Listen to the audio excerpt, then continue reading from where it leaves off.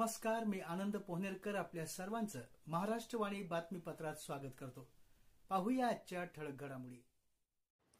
या बातमीपत्राचे प्रायोजक आहेत डॉक्टर श्रद्धा विशाल मुळे यांची व्यंकटेश हॉस्पिटल, नवगण राजुरी, जिल्हा बीड.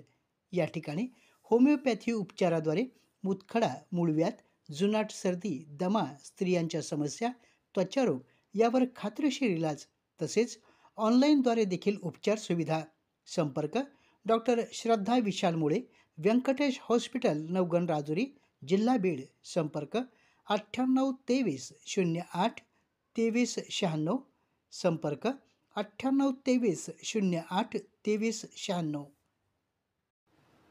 राज्यातील कोणत्याही नागरिकाला पिण्याच्या पाण्याचा आणि स्वच्छतेचा अभाव भासू नये, सर्व योजनांची प्रभावी अंमलबजावणी सुनिश्चित करण्याचे निर्देश राज्याच्या पाणीपुरवठा आणि स्वच्छता विभागाच्या राज्यमंत्री मेघना साकोले बोर्डीकर यांनी दिले आहेत. आज बोर्डीकर यांनी स्वच्छता आणि पाणीपुरवठा विभागाच्या अधिकाऱ्यांची बैठक घेतली. यावेळी त्या बोलत होत्या. या बैठकीला प्रधान सचिव संजीव खंदारे, संचालक ई रवींद्रन, सहसचिव बी.जी. पवार, महाराष्ट्र जीवन प्राधिकरणाचे अजय सिंग तसेच मुख्य अभियंता आणि विशेष कार्यकारी अधिकारी प्रशांत भांबरे यांच्यासह मंत्रालयातील अधिकारी उपस्थित होते.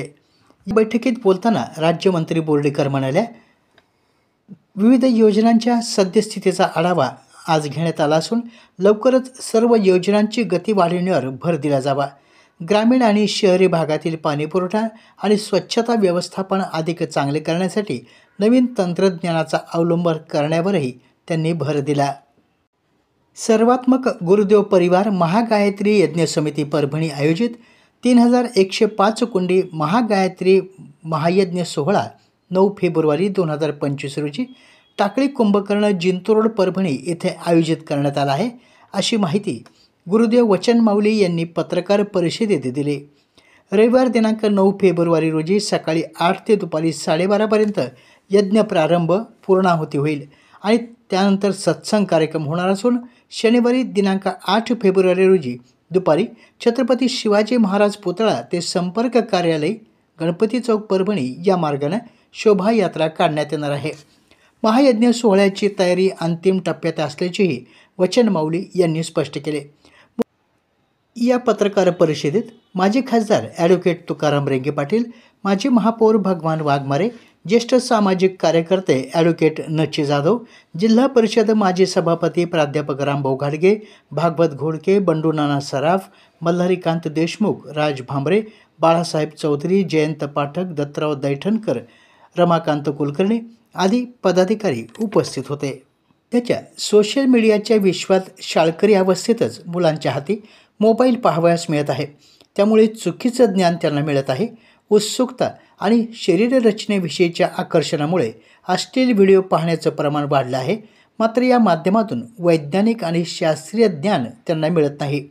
त्यामुळे अशा मुलांना लैंगिक शिक्षणाविषयीचे ज्ञान देणं आणि समाजात याविषयी जनजागृती करण्याची गरज असल्याचं मत शारीरबोध संस्थेच्या संस्थापक अध्यक्षा राजश्री साकळे यांनी पत्रकार परिषदेत व्यक्त केलं. शारीरबोध संस्था राबवत असलेल्या विविध उपक्रमांविषयी त्यांनी माहिती दिली. त्या म्हणाल्या, फेब्रुवारी 2024 रोजी या संस्थेची स्थापना झाली. समाजात लैंगिक शिक्षणाविषयी असलेली अनास्था लक्षात घेता मुलामुलींना याविषयी जागृत करणं हे गरजेचं आहे. हे लक्षात आल्यावर आपण शारीरबोध या संस्थेची स्थापना केली.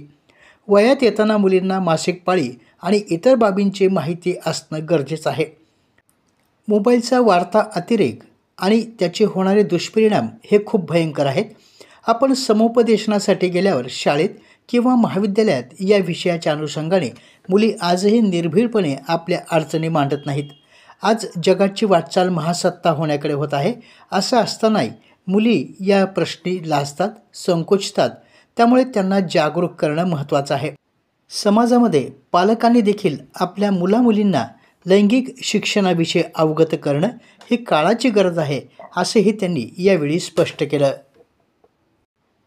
जिल्हा रुग्णालय परभणी या ठिकाणी राष्ट्रीय असंसर्गजन्य रोग नियंत्रण कार्यक्रमांतर्गत कर्करोगविषयी जागरूकता निर्माण करण्याच्या उद्देशानं जागतिक कर्करोग दिनानिमित्त आज अर्थात 4 फेब्रुवारी रोजी मार्गदर्शन कार्यक्रम घेण्यात आला.